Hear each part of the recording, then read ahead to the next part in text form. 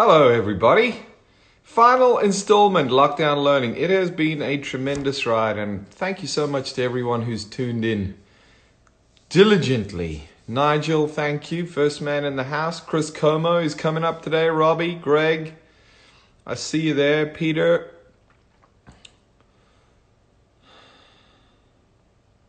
Where is Chris Como? We're looking for you, Chris. We're going to find him. He just messaged me. We are live. We are live. Simpiwe, good to see you back. Hope you're doing well in lockdown. Here he is, Chris Como.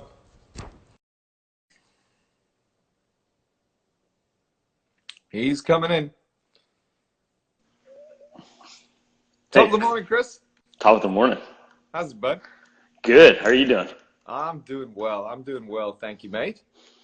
We're just getting adjusted to this new way of doing things. I'm kind of liking it. There's a lot of good things here.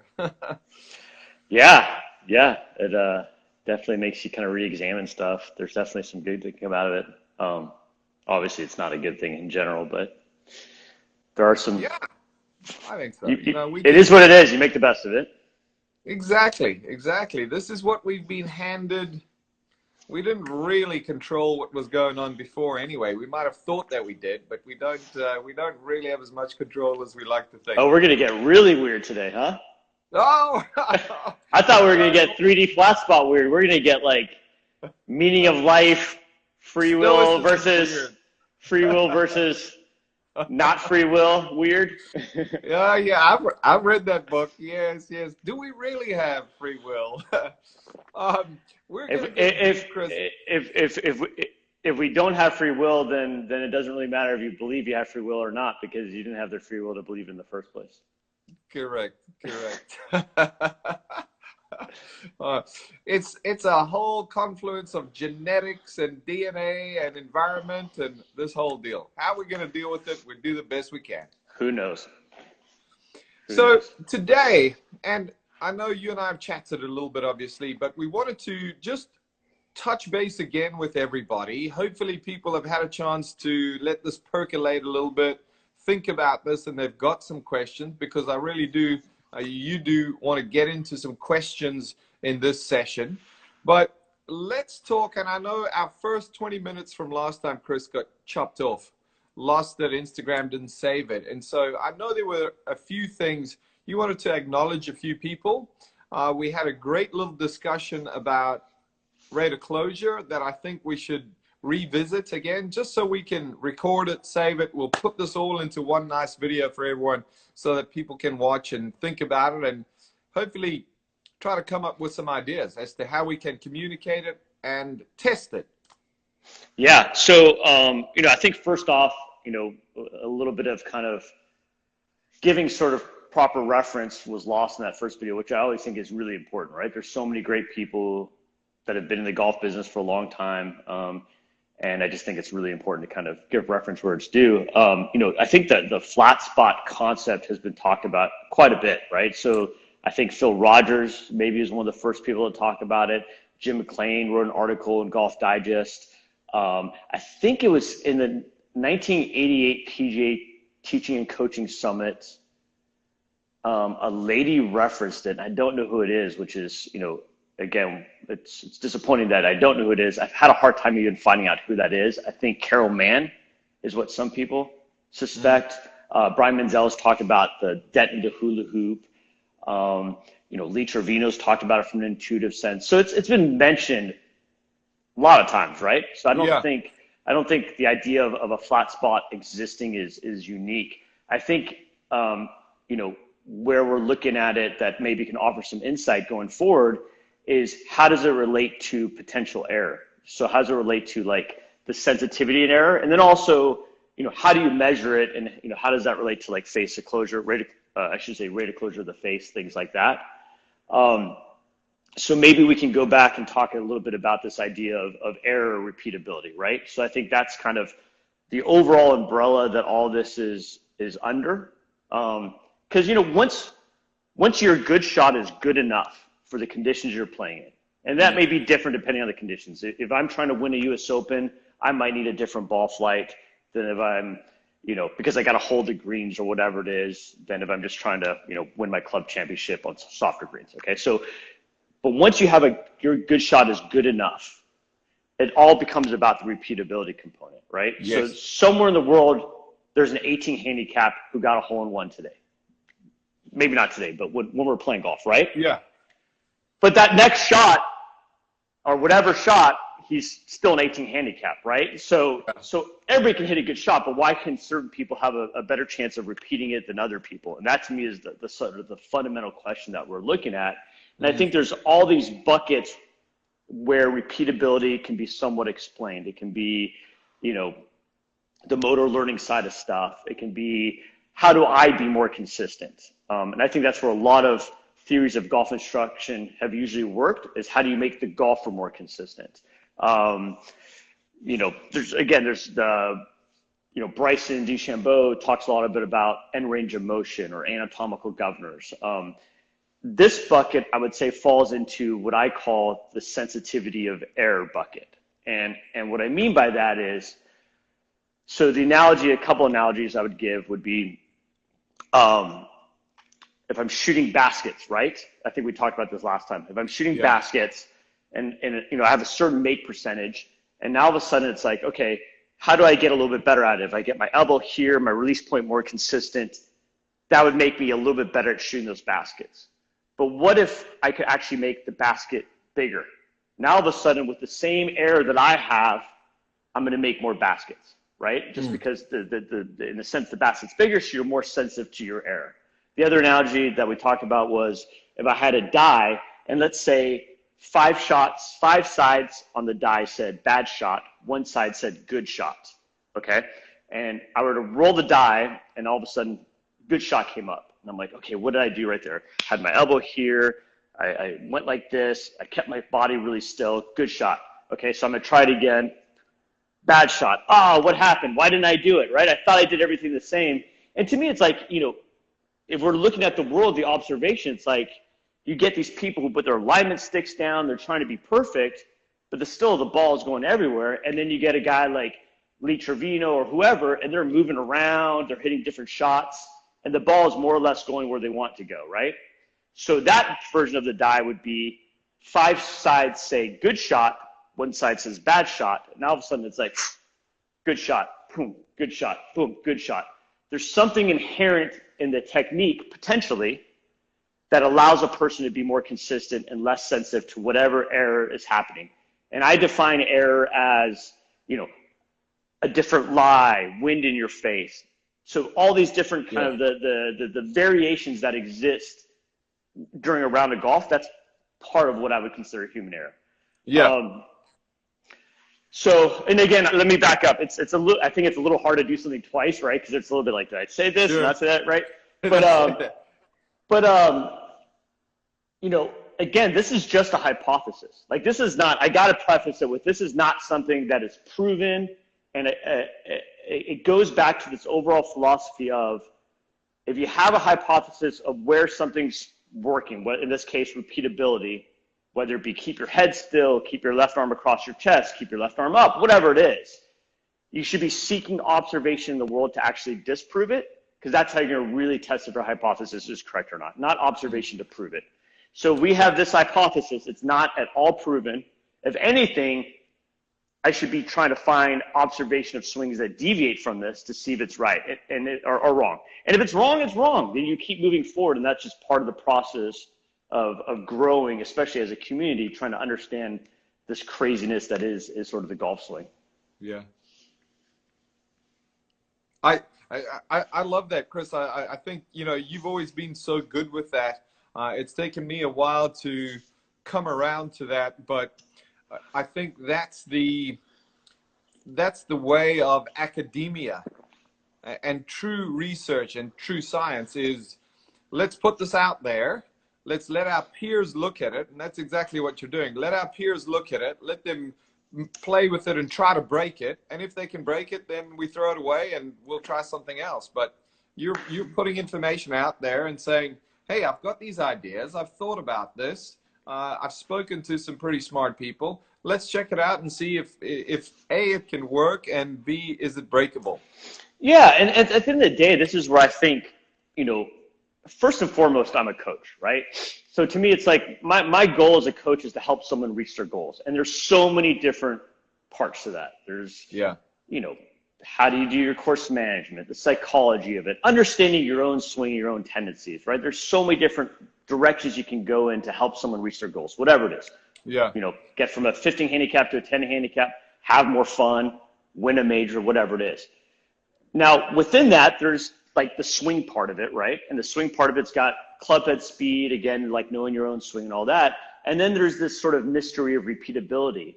And it's a very small piece of this overall coaching kind of model that you're doing, right? So for me, it's like at the end of the day, like I could be wrong or have an idea of something or go down a rabbit hole and not know for certain, but I still feel confident that I can help someone reach their goals, right? So I think too many people get kind of attached to like being right or wrong. And it's like, no, look, you can still go down these crazy rabbit holes, compartmentalize it, not have it. It doesn't mean you're talking technical to the people you're working with. Go down those rabbit holes, have discovery, and whatever you find out, but that doesn't speak to anything about your ability to actually help a person just get better at the game. So, And as a coaching community, we don't know everything yet. Not everything has been discovered. Let's go down some rabbit holes and try to see if we can find some stuff. Yeah, I mean, if I'm making a commitment to someone I'm teaching, my commitment is not that I know everything. My commitment is that, look, I'm going to go into this process of you trying to reach your goals with my best effort, hopefully some really good problem solving skills, always doing my due diligence, trying to find new information that can possibly serve you, being a filter in terms of what I think information is going to actually be important to you and resonate with you, not trying to overwhelm you, but you're trusting in me with that process, not with necessarily being right or wrong, because that's just not the reality of it. Yeah. I'm going to use my knowledge, my experience to filter things through based on what I know about you as a human being and as a golfer. And I'm going to present the information that I've filtered and learned and go, this is what I believe currently to be the best information for you to move forward. Yeah. And I think with that, there's a certain intellectual honesty that you're going into it with. And that to me is air quotes, the scientific process, right? You're saying, I'm willing to be my own harshest critic. I don't even to me, you use the word science, people have a certain connotation to it. Science is not technology. It's not, whatever the newest thing. It's basically this process of saying, hey, look, I'm going to hold myself to a certain level of intellectual honesty and really being critical of that. And whatever tools are current, whatever technology is current to help you do that, that's just the time we live in. But science isn't that per se, right? It's not necessarily the data. It's just this overall approach of, hey, look, I'm going to try to control stuff as much as possible and really, more than anything, just be really intellectually honest and be my own harshest critic in a lot of ways. That's why you sort of try to find things to disprove, whatever hypothesis you have. Yeah. You're being held accountable. Okay, Chris, so come on, let's talk. Yesterday, I said to you, this 3D Flatspot, I said, because I've been thinking about it since we've spoken here about a week or so ago. And I said, Chris, is this the rate of change, the rate at which things are changing? And in my brain, that's what I had pictured. And it's like, how quickly and are things changing more slowly? And you said no. Well, I thought about it. I don't know if that was really, I think conceptually that's right. I mean, I don't want to get caught up in the language and stuff. So I do think that. I'm certainly not looking to rename things. I'm just, I'm thinking from that communication perspective where I think the more ways we can say this and paint the picture for people, the better people are going to be able to understand it. And I thought about it, and the word rate almost does speak of time to me. Rate. At what rate are you getting? Well, I'm getting paid, twice a month, that kind of thing. And so you had something different to say. Can you share how you would perhaps, in layman's terms, just describe or define what this 3 flat spot is? Well, okay, so I think the again, not to get caught in the language of it, I think this the important distinction is that it's looking at the change of something per a change in spatial sort of movement, right? So it's not doing it over time. I think that's the biggest thing, is that it's taking these variables of you know, let's just use the TrackMan parameters, right? What are the things that are going to make the ball do what it does? So you got the club path, angle of attack, club face angle, dynamic loft. You have impact location, and then you have like club head velocity, right? Speed, yeah. Speed. So we're basically saying, what is the change of all of those parameters over time? And then maybe this, you know, I think this probably got cut off, but a little bit of the history of this, right? So there was a debate on a forum, and it was about rate of closure, and it was kind of, people were going back and forth, and it just occurred to me, it was like, look, like the PhDs were saying that, hey, look, no, this is the rate of closure, and people are like, well, I don't know, this doesn't really, we're seeing this. It occurred to me that the golf pros were communicating one thing, but the PhDs were measuring something else. So really the golf pros had like a certain question, and the PhDs were answering a question that wasn't the question they were asking. And it's like, okay, so that's no good, right? So, you know, rate of closure typically is measured by degrees per second, right? That's sort of and when they say rate of closure at impact, they're saying, what are the degrees per second at impact that's happening, okay?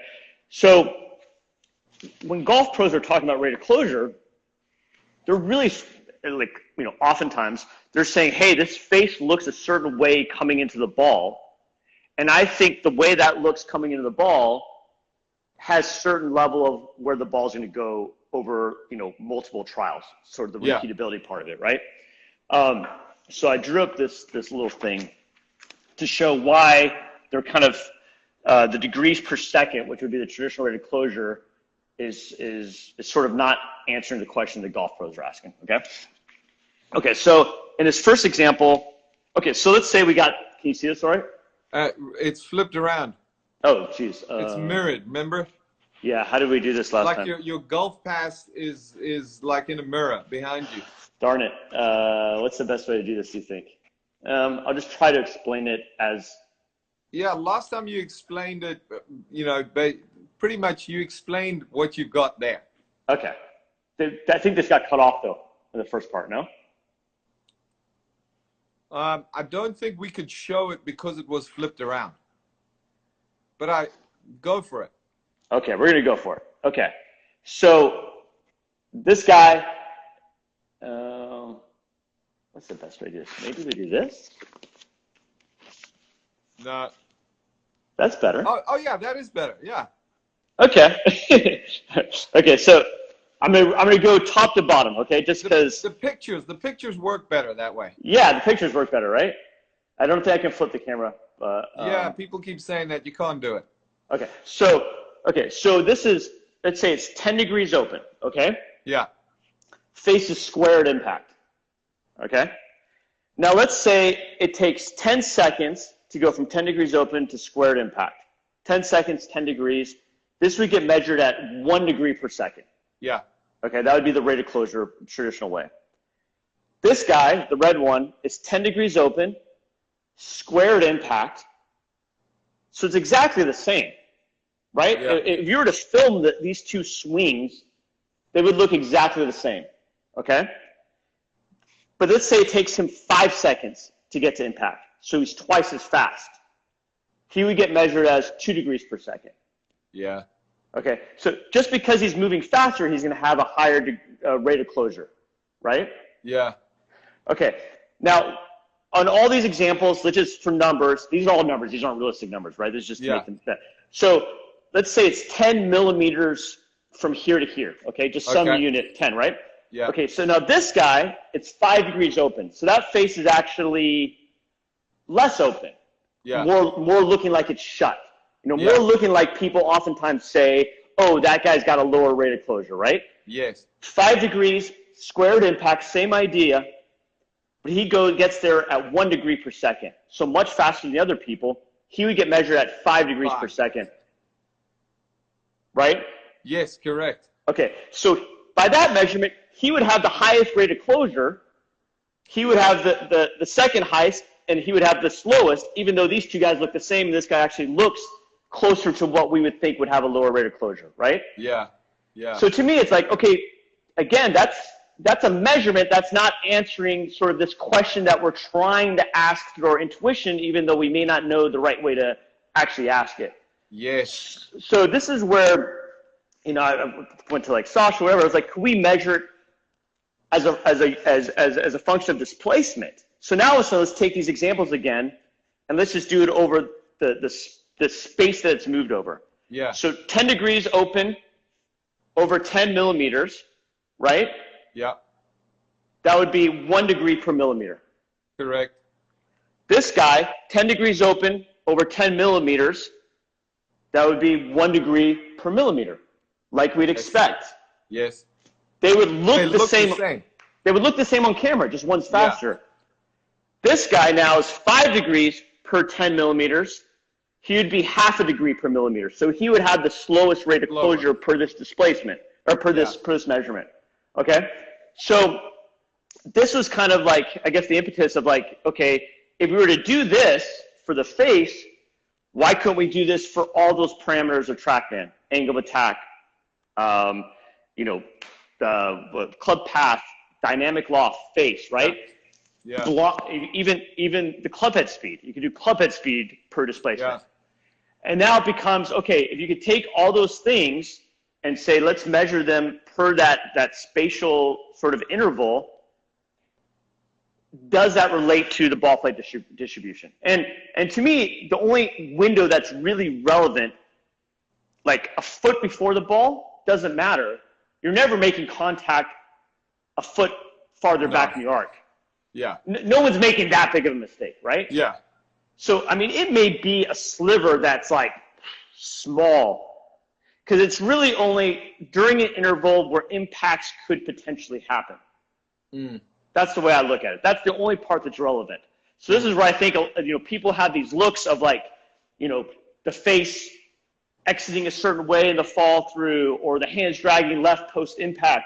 I mean, so you know, let me pull this up.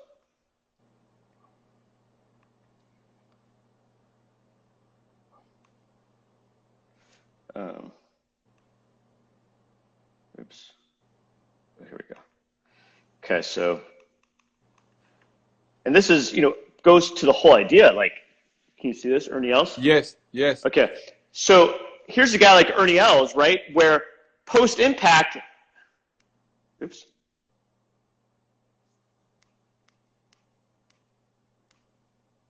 I mean, that face is looking like it's rolling over. I mean, this guy's won U.S. Opens. He flushes it. So if anybody says the face needs to look a certain way post-impact, that's like, you know, whatever, more square to the target, you got to, again, this goes back to the whole thing. Find the observations that deviate from what you think is important, because this guy flushes it, right? Yeah. And his hands don't really look like they go very left. Yes. So this is where it's like, I'm always looking for swings that sort of like deviate stuff from the hypothesis. Now, at the bottom, at the very bottom, is there a little bit of up for sure? Is it now, if I were to say film the camera from where the path is actually going, would it look a little to the left of that potentially, right? Yeah. But this is, again, it's like, I don't think, I just want to be really careful that in my mind, where this is relevant is just the very bottom, and it doesn't speak to, I'm not saying that the hands need to exit left hard or the face needs to exit open, because I just don't think that's true. I just think there's too many people who hit it awesome that don't do that. So anyways, it's just a little bit of a, you know, again. So Chris, if we try to picture this, okay, would you say 2 inches before impact, 2 inches after impact? That's kind of like a window where impact could occur. Yeah. Okay.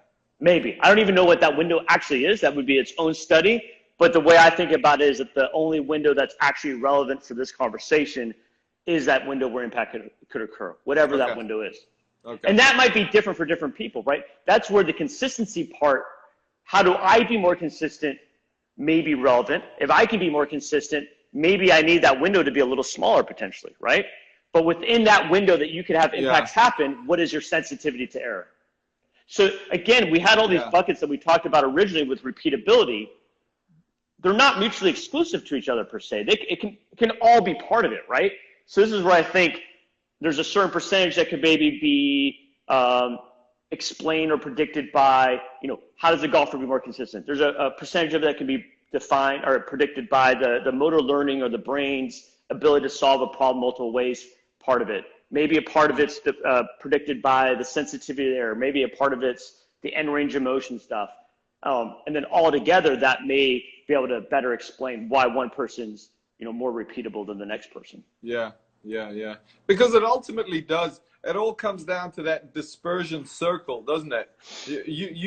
We could all go out to the range and hit 27 irons, and the best at a target, and the best player is going to have that smallest dispersion circle. The higher handicaps, that circle gets bigger.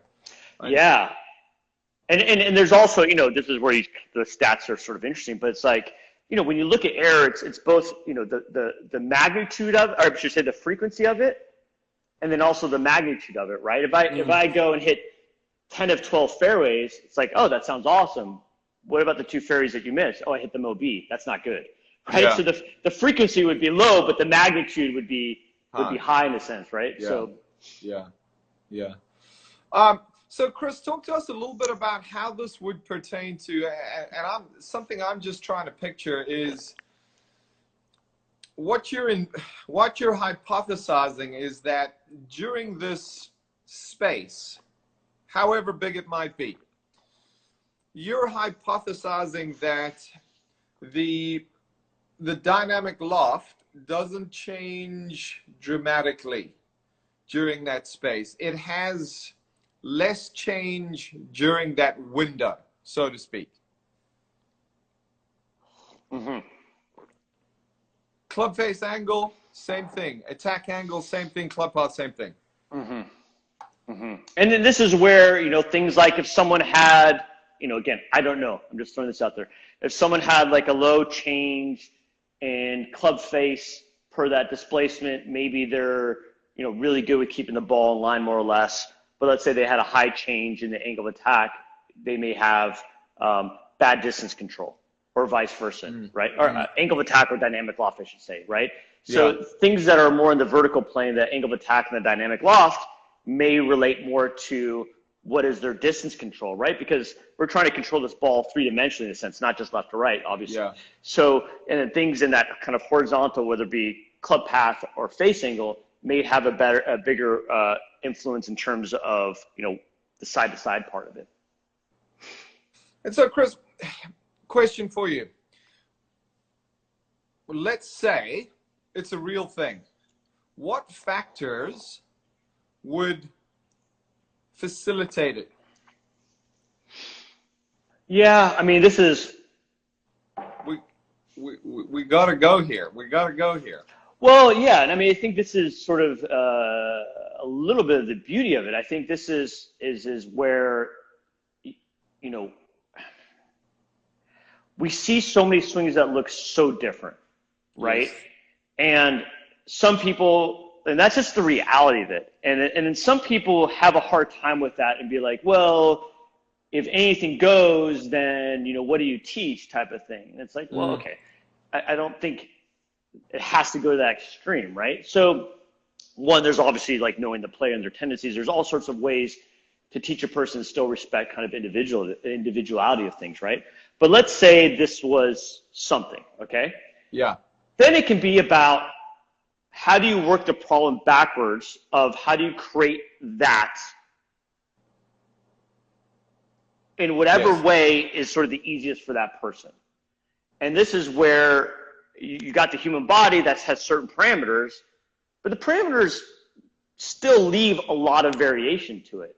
So now it becomes like its own sort of puzzle of like, how do you make that person's body more or less kind of create that, right? So, things like, oh, you got to go into flexion and all this or whatever. I don't know. There's guys who have a little bit of cup. Lee Westwood's got a little bit of bend in his elbow. So to me, it's like from the flat spot perspective, just to get a sense of the shape of it, and I think this is probably in that other video, but if I were to make my, excuse me. Yeah, I like this one. This is good. Okay. So if I were to make my finger go straight, okay, so if I were to isolate this joint and just rotate from my elbow, my finger would go in an arc, right? Yeah. Okay. Now, if I want to make this straight, it's actually the canceling out of this joint, this joint, this joint. Yeah. So it's actually more motion from different joints, but they're canceling out each other to where this end part, the distal end, is going in a straight line. So this is where it's not too different with the club, right? There's this element of, I don't know how well you can see me, but if I were, say we're up against a wall right here, if I were to have my hands go out and uncock my wrist, that would actually be, Club path would change a lot. A lot. If I were to just have it stable and rotate, that would be like a perfect circle, right? Yeah. So if I were now going this direction out, it would actually be more of an acute sort of arc, right? Yeah. But if I were up against the wall and then go this way, that club head would actually move potentially on a very, very straight line, even a totally straight line, right? Yeah. So that would be, this part would be kind of like, the club path part of it.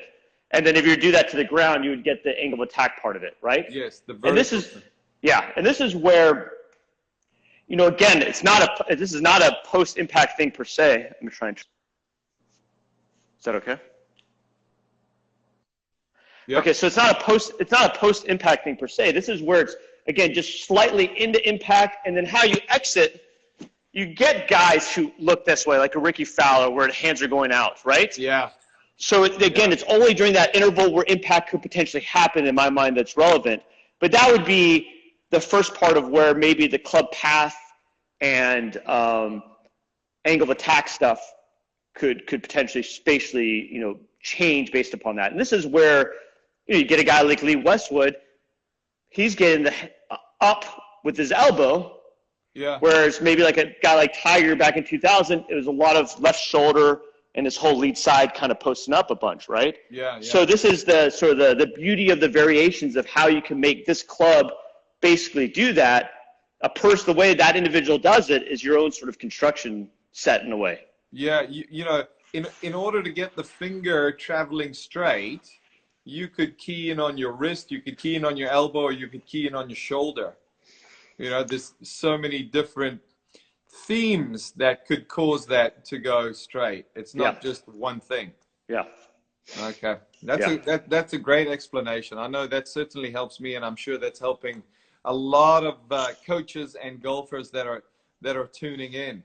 So Chris, how do you propose, let's say radar companies, TrackMan, FlightScope, Foresight, how do you propose that they go out and look at this? Yeah, I think you could be programmed in. I know like Sasha's worked on it. I've been annoying Sasha and Quan. I first came up with this sort of like thought process of it 2011, 10 maybe. Yeah. I should say this, Scott Coux also right around the same time came up with a club face deviation vector, I believe he calls it. I may not exactly have that right, but which is really cool that like two people kind of like, during the whole rate of closure discussion, he came up with a little bit of that face per displacement, same idea, right? He called it something different, but they feel like they can calculate it. It's just a matter of getting some of these companies to maybe put in their software. So come on, let's rally around it. I think it'd be a cool Frederick. thing. Let's go, Frederick. And then I think gears, we can look at it too. We can look at some stuff. And it does, for a long time I've been an advocate of getting the handle of the club to travel around the corner, up and in, and I'm still yet to, using 2D cameras, I'm still yet to see someone who's playing really well and a really successful, highly competitive golfer get the very butt end of the club traveling not inward through that impact interval. I think it's during that very late interval. Yeah, I do too, right? That's the whole thing. This is where, again, I seek out observations that disprove it, but it's kind of hard to find people who are really good who don't have a little bit of that sort of kind of fish hook at the very bottom. And again, it's hard to know what we talked about, what made it in the first video versus this one.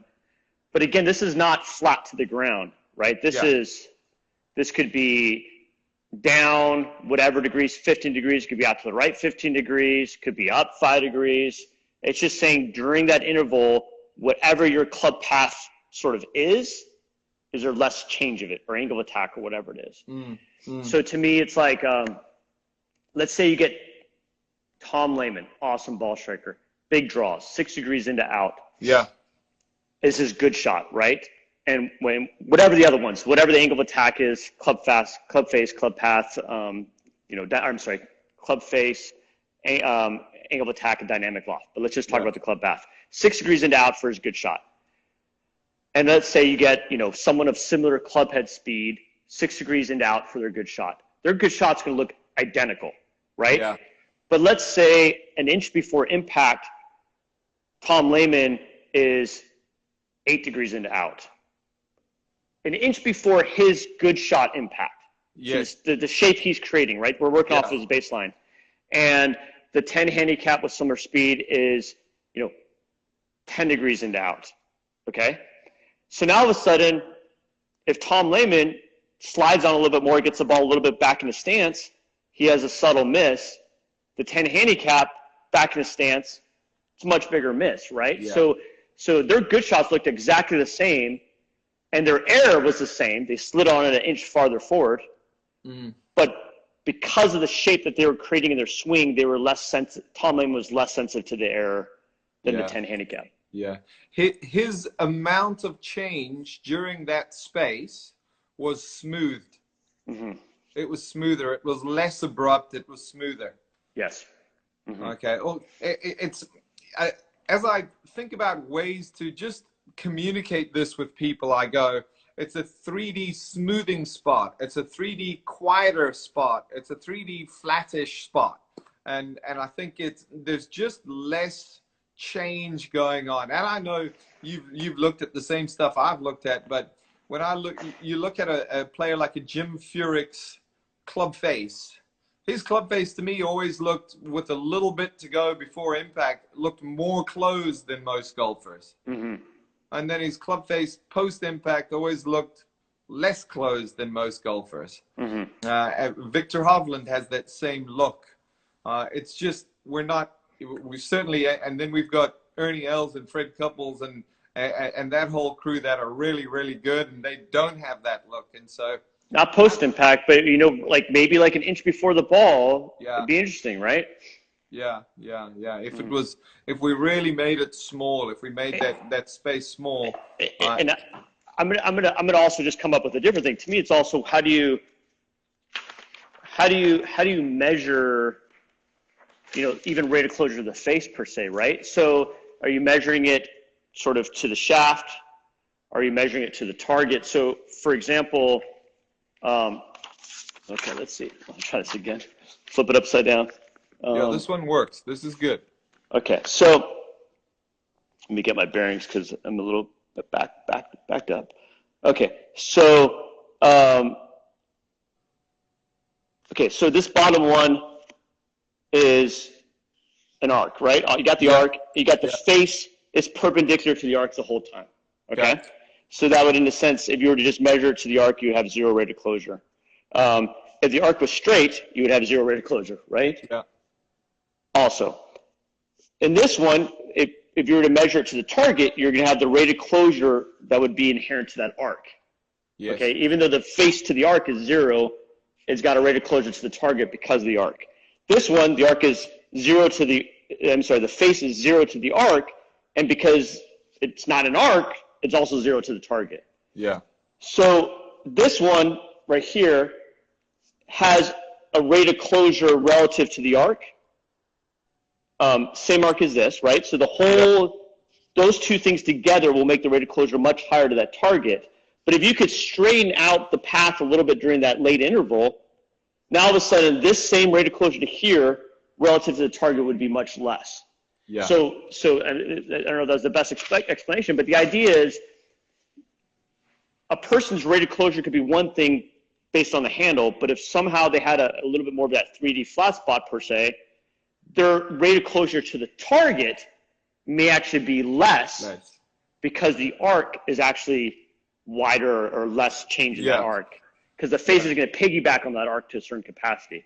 So this might be another place where we're looking at a little bit wrong. It's like, hey, look, if a person's got a lot of sort of what looks like rotation of the face, but they're actually flattening out the arc at that bottom, they might actually, in a sense, have more face control to the target because of that, versus someone who maybe has a more acute arc at the bottom, but the face looks more stable. The actual net of those two things may actually have a higher rate of closures to the target than the other person. Chris, someone's asked a good question, I think. And Ted Scott says, isn't that why Bryson has the most upright putter allowed, so his rate of closure to the target is less? 10 degrees. 10 degrees is the number, I believe. You cannot have a putter shaft enter the head of your putter at less than 10 degrees of angle. Yeah, so yeah, that's at least I think part of his thinking. Now, again, I got to be really careful, right? Because there's probably so many other parts that go into repeatability. And you may try to make one part better, but it may borrow or have a cost in the other parts to where your net's less. Right? So clearly there's people who like a lot of arc in their putting stroke, and that may be who knows, that may be a forces and torque thing. That may be trying to have the torques move in one direction, and that feel of it allows them to move more consistent. Maybe they give up a little bit in terms of that change in club path during the bottom, but they get more from a consistent torque, so the net is such they putt better with an arc, right? So this is, again, I'm not at all advocating that you got to make like a straight back, straight through putting stroke. Yeah.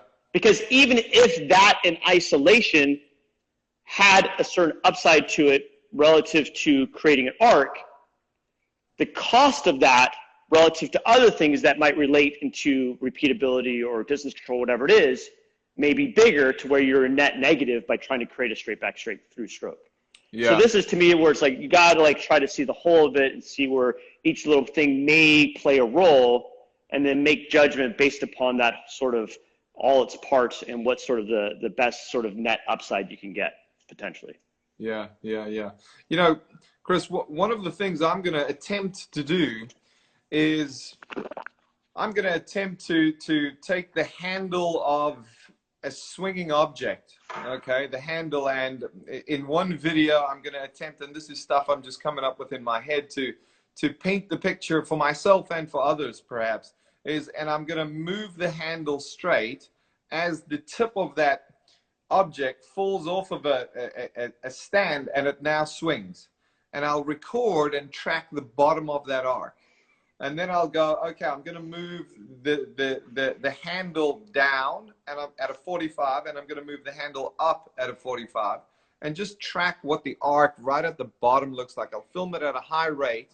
I'll lay the frames down one after the other, and then we'll be able to see kind of what the shape of that looks like. And I know there's lots of smart people who can simply just run the math on that. I do think it'd be nice to share an image that portrays or paints the picture a little bit of what you're talking about. Totally. I think, and this is part of why, like, I want to at least sort of like talk about it a little bit. It's just get out there, get people thinking about it. Again, I don't know if this is like, this hypothesis is right, partially right, whatever.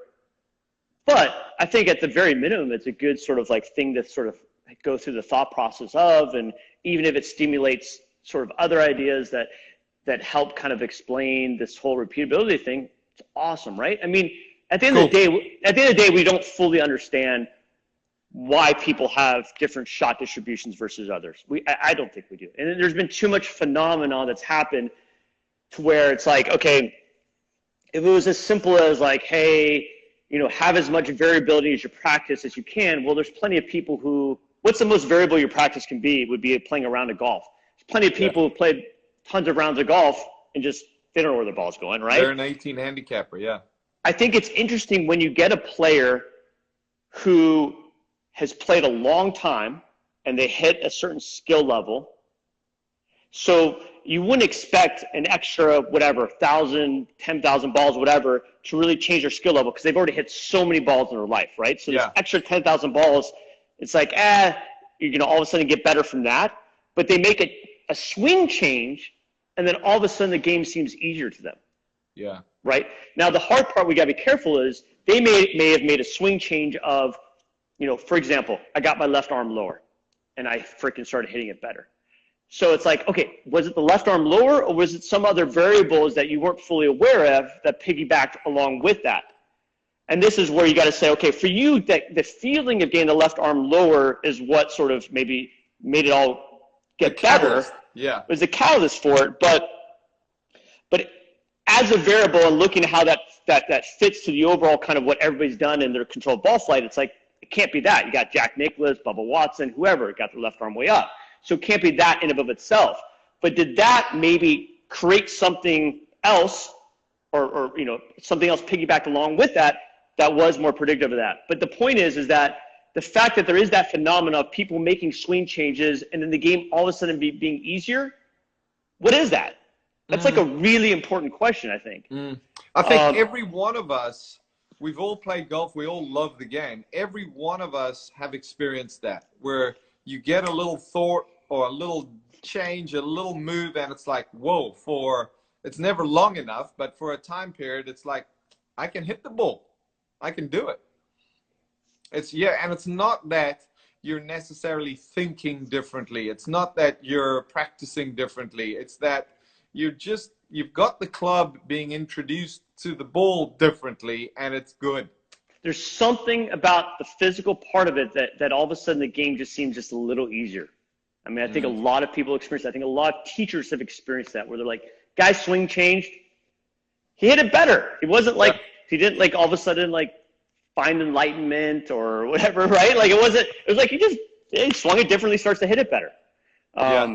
And I just think it's a really real thing. It's a real thing that we've experienced as teachers. And it's like, okay, what is that? And, I think it's worth sort of keep asking the question and not sort of assume that the answers that have been given to explain that have a lot of observation that sort of deviate from that explanation are right. And this is where I'm very okay with that uncertainty and saying, let's keep trying to ask that question. And just to anyone who's tuned in, and it does seem like there's a lot of people who are tuned in, if you have questions pertaining to, let's call it the 3D flat spot, repeatability, and rate of closure, please fire them out now. We've got 10 minutes or so. We're here to answer some questions. So I see one thing said, found their matchup. I mean, I think a matchup's more about what does that do for your good shot? Like if I'm slicing it and I want to draw it, you have to match stuff up for the club head or the club path to net out to create the ball flight you want. But within a matchup to create a good shot, there's still sort of like, what is your distribution? And that to me would be the quality of the matchup, right? And then that becomes, how do we define the quality with respect to ball flight distribution? And that might be some of this type of stuff. To me, if I'm looking at matchups, it's like, okay, the ball is doing this, you want to do this. How do we get your body parts to make that club head net out in a way to make the ball do this different shape? Now, if you're injured, how do we do that in a way that you don't hurt yourself anymore? That would be one sort of consideration of a matchup. And then the other one is, how do we do it in a way that you can control your ball more? To me, that explanation is still not fully understood. And this is what I'm saying is maybe offering a potential hypothesis of why some matchups, I mean, there's plenty of people who go from slicing it to drawing it, but they go from maybe a 10 handicap to an 8, but they're not going to a scratch golfer. Why is, a scratch golfer draw it, hit the same good shot again, but have a different distribution? So that to me, I think this may offer a little bit of may offer an explanation of that. Who knows, right? But I'm with you, mate. I'm with you. I think an interesting exercise for everybody to go out and do is look at some down the line video.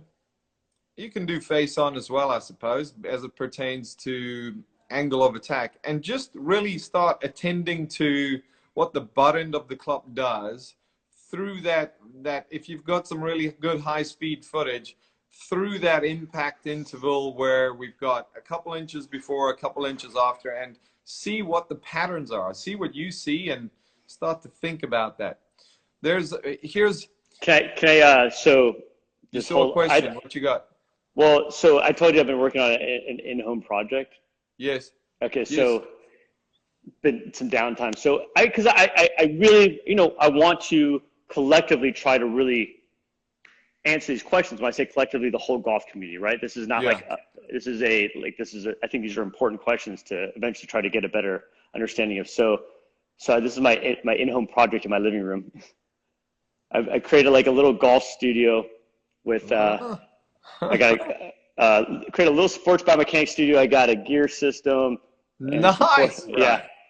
Here's a little squat rack over here to maybe even do some fun like weight stuff. But anyways, I really want to I think it'll be fun to see if we can figure this out a little bit, or at least get farther along, right? Yeah.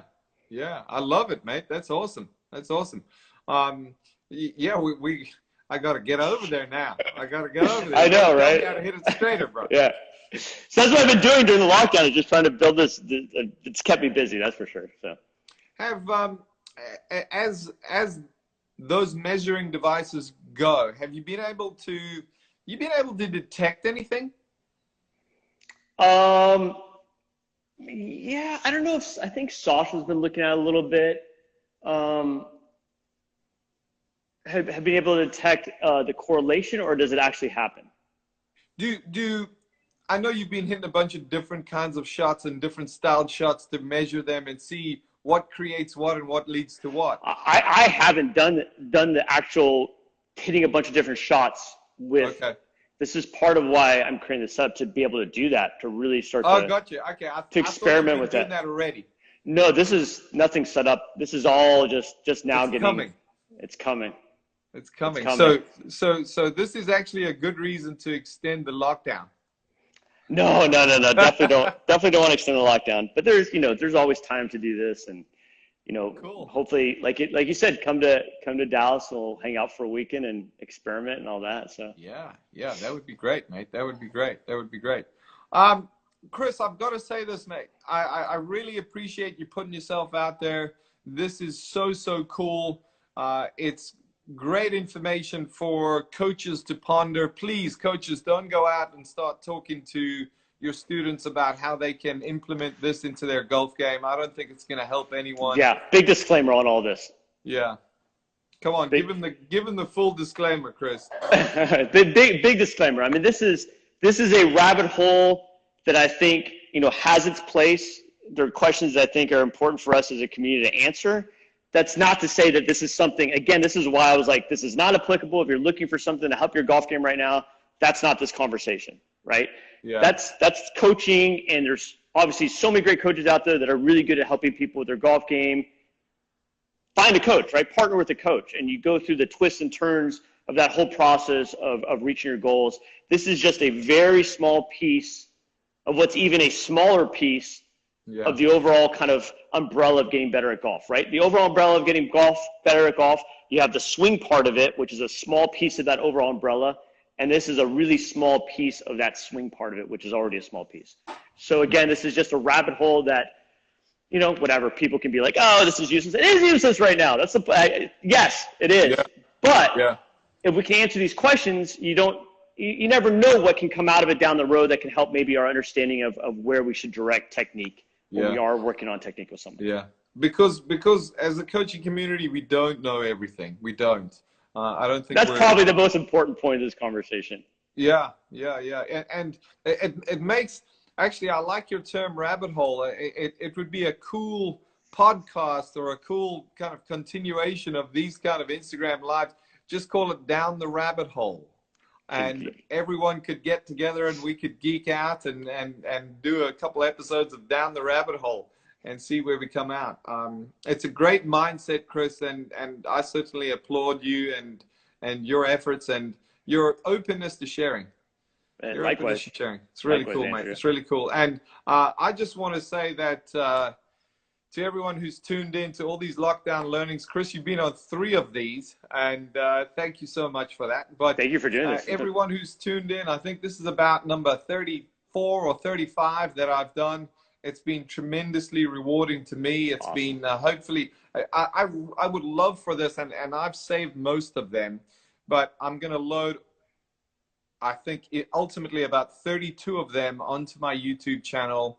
And it's got to be a place where every young coach, even young golfers, should go to learn about how to play better golf, how to coach better golf, and get more out of people and out of golfers, simply because I've learned so much. I think it's a tremendous resource, and it's going to be up. It'll be on my YouTube channel. I'll share the link for everybody to go and check it out. But thank you to everyone who's tuned in so diligently and patiently.